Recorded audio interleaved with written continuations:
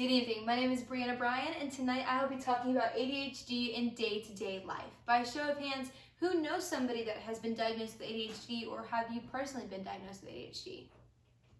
Alright.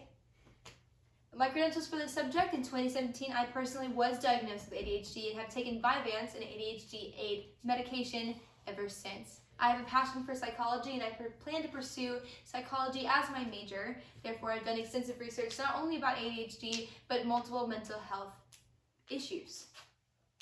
The history of ADHD, it was first discovered in the 1800s by children who were easily distracted, hyper, or just dozing off and not being normal.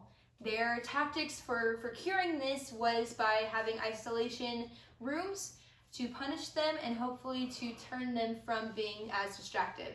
As we know today, that is not how we can fix it. It is not a curable thing. It is just something that you have in your brain.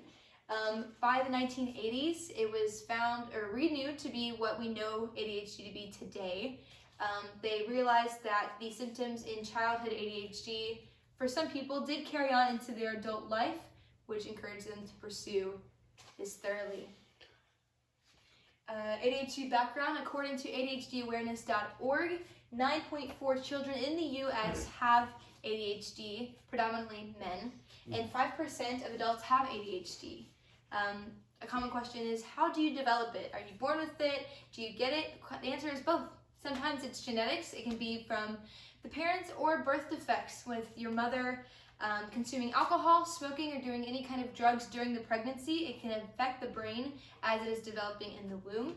Another way is brain damage. As a child, if you are in an accident or are dropped on your head, there's a chance that your brain can get messed up and it can develop ADHD.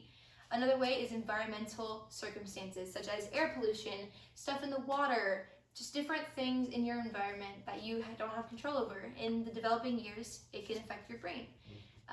ADHD is basically just your brain searching for dopamine because it doesn't create enough of it, causing your brain basically to go frantic, where you just are super hyper focused and your brain is racing 100 miles an hour. So when you're a child, tablets are a big cause in ADHD, because with tablets and other electronics, you are instantly getting that dopamine satisfaction by everything being so fast-paced, that in those developmental years, that's what you're used to, and so your brain is on that mode forever. ADHD background: you can be diagnosed in a multitude of ways. Mainly, a psychiatrist can diagnose you, or you can do a medical examination.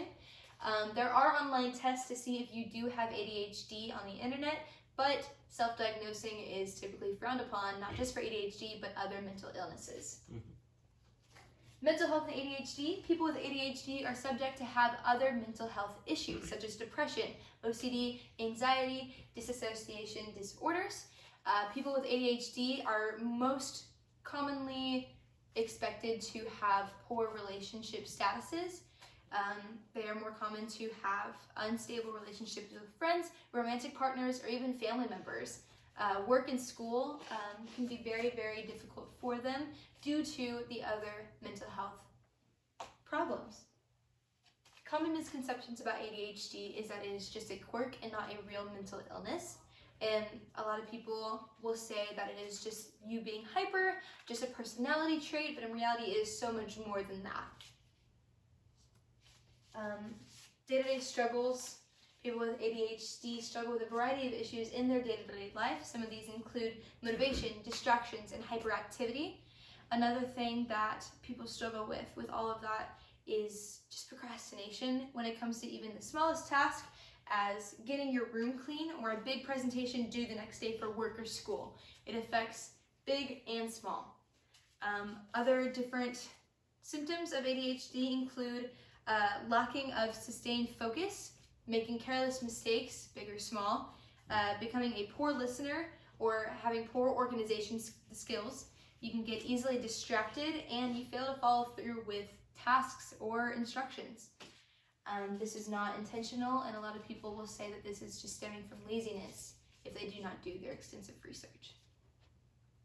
In conclusion, ADHD is not just a hyper personality trait. It is a real mental illness just as real as depression, anxiety, or OCD. If you have a friend with ADHD, I encourage you to do your own research to know how to love them better and to understand how their brain works and how to interact with them. And if you are somebody who is diagnosed with ADHD, I encourage you to share with your fellow friends and family how your brain works and how things affect you in day-to-day life, because it isn't always easy. And so with that, thank you for your time, and y'all have a good night.